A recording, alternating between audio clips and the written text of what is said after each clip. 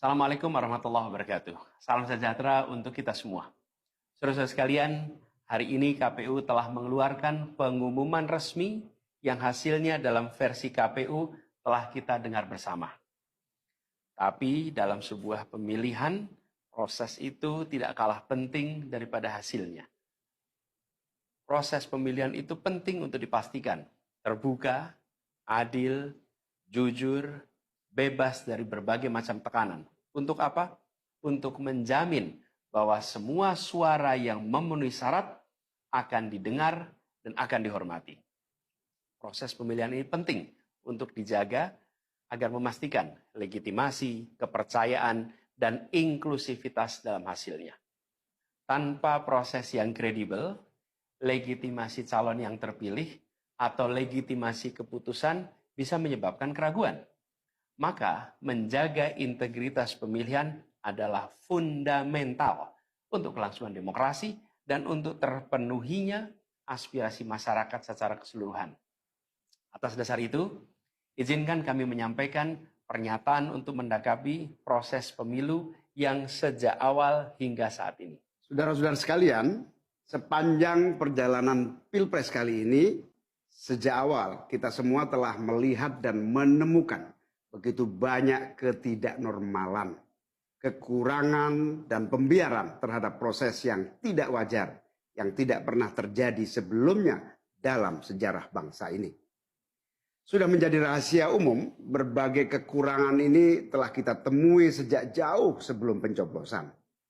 Mulai dari rekayasa regulasi sampai ke intervensi alat negara. Dan semua ini telah menjadi catatan media serta jadi catatan publik. Mas Anies dan saya maju pencalonan sebagai capres dan cawapres ini untuk membawa misi perubahan, menghadirkan keadilan dan kemakmuran bagi semua, menegakkan kembali demokrasi dan menunaikan janji-janji reformasi. Dan berdasarkan catatan dari KPU tadi, ada puluhan juta orang yang menitipkan suara kepada kami berdua. Maka demi memperjuangkan suara mereka yang percaya pada perubahan dan tetap teguh hingga akhir, kami memutuskan meminta tim hukum Timnas Amin untuk maju ke Mahkamah Konstitusi dan menyampaikan kepada majelis hakim serta publik luas tentang berbagai kekurangan dan penyimpangan yang telah terjadi selama proses Pilpres kali ini. Terlalu banyak temuan-temuan tentang proses demokrasi yang tidak berintegritas ini yang telah dikumpulkan oleh tim hukum Timnas Amin. Semua ini nanti akan disampaikan oleh tim hukum kepada Mahkamah Konstitusi. Kami mempercayakan sepenuhnya proses ini kepada tim hukum yang dipimpin oleh Saudara Ari Yusuf Amir. Dan tentu dikawal dan didukung sepenuhnya oleh tim Amin di bawah kepemimpinan Kapten Muhammad Saugi. Kami menyerukan kepada seluruh relawan dan pendukung, mari kita dukung sepenuhnya tim hukum berjuang di jalan konstitusional yang telah tersedia secara sah.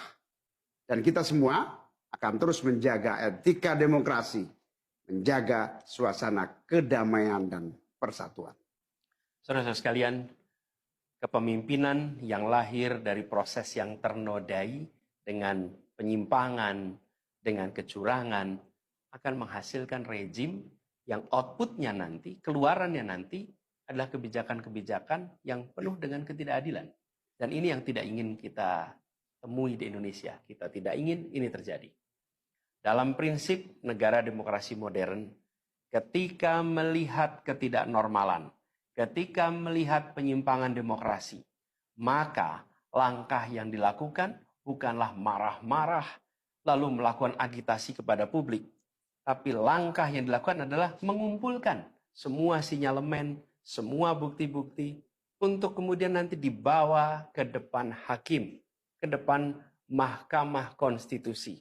Ini ciri pribadi, ciri organisasi, dan ciri negara yang modern, yang matang, yang beradab.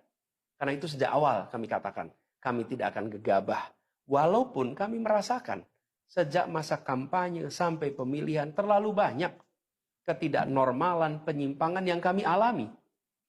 Tapi kami memilih untuk mengumpulkan itu semua secara hati-hati, melakukan validasi, memastikan akurat. Kenapa? Karena kita ingin negeri ini, negara tercinta kita ini terus maju makin matang dalam berdemokrasi, makin matang dalam bernegara.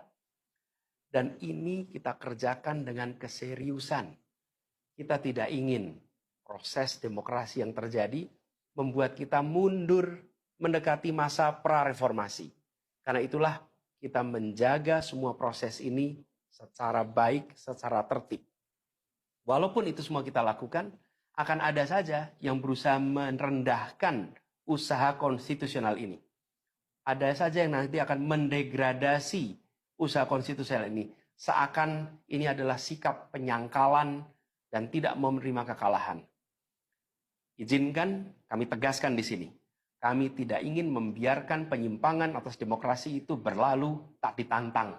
Kami tidak ingin penyimpangan itu berlalu tanpa catatan. Kami tidak ingin ini menjadi presiden yang buruk bagi generasi-generasi yang akan datang. Biarlah cukup berhenti sampai di sini. Jangan ada pembiaran. Bila penyimpangan, pelanggaran dibiarkan, dia menjadi kebiasaan. Bila kebiasaan dibiarkan, dia menjadi budaya. Kita tidak ingin budaya demokrasi kita penuh dengan ketidaknormalan. Kita ingin mengembalikan demokrasi kita menjadi demokrasi yang penuh dengan kewarasan. Demokrasi yang mengedepankan adab. Ini yang harus kita kerjakan. Karena itulah kenapa kita memilih jalur ini. Karena kita ingin agar pengalaman ini nantinya tidak menular. Tidak menular kemana? Ke pemilihan-pemilihan berikutnya. Baik pilpres, nanti akan ada ratusan pilkada, akan ada pileg tingkat 1, tingkat 2, yang tidak boleh mengalami yang pernah kita saksikan sama-sama. Walaupun kami sadar, kita ini dalam situasi yang tidak normal. Banyak yang menyampaikan kepada kami, bahwa kemungkinan untuk bisa mendapatkan keadilan itu, kemungkinannya amat kecil. Berbagai pihak mengatakan, ini lembaga-lembaga negara yang terkait penyelenggaraan pemilu, terkait penyelenggaraan sengketa, telah terkooptasi oleh oknum-oknum yang sudah terbukti melanggar etik. Bahkan ada yang ketuanya sudah melanggar kode etik berkali-kali, sudah diberikan sanksi berkali-kali, tapi tetap saja dibiarkan menjalankan perannya.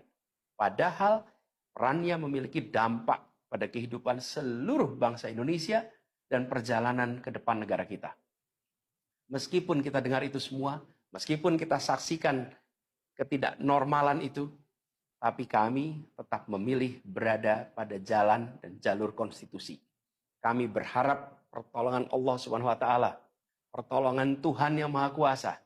Semoga Allah bukakan, Allah teguhkan hati para hakim konstitusi itu untuk mereka bisa imparsial, untuk mereka memiliki keberanian, untuk mereka mengambil keputusan yang adil, keputusan yang benar, keputusan yang nantinya akan mereka pertanggungjawabkan di hadapan Tuhan yang Maha Kuasa. Keputusan yang akan mereka pertanggungjawabkan di hadapan sejarah perjalanan bangsa Indonesia, yang akan dipertanggungjawabkan di depan anak cucu mereka di kemudian hari. Ini adalah harapan kita. Dan kami yakin, insya Allah, mereka akan bisa menjalankan apa yang menjadi harapan dari kita semua. Mari kita terus jalankan perjuangan ini dengan menjunjung tinggi etika, menjaga kedamaian dan persatuan. Kita dukung langkah tim hukum, dan kita biarkan segala temuan itu nantinya disampaikan dan menjadi rekam sejarah yang tercatat secara resmi dalam lembaran risalah-risalah Mahkamah Konstitusi Republik Indonesia. Ini biar menjadi catatan, biar catatan pengingat, catatan yang penting bagi perjalanan Republik ini, perjalanan bangsa ini di masa yang akan datang.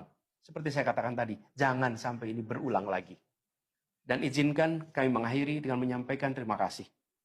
Kami sampaikan terima kasih kepada semua yang telah bekerja keras, kepada seluruh tim yang telah bekerja sepenuh hati, dengan luar biasa hingga tuntas, dan kepada seluruh pendukung, seluruh simpatisan yang tak henti menguatkan kami